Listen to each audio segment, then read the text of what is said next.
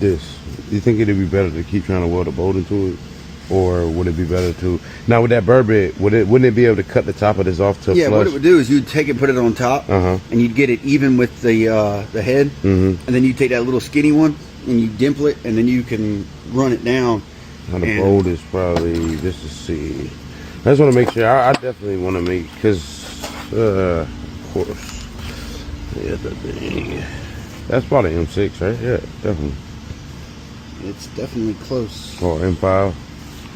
Yeah, I mean, hell, we can take. It's exactly the same size. So that should do. It should get right. Yeah, it should. And then all you have to do is to clean up the threads is just run a tap through it. Okay, yeah, I got that. Yeah, there you go. Yeah, that'll definitely clean it.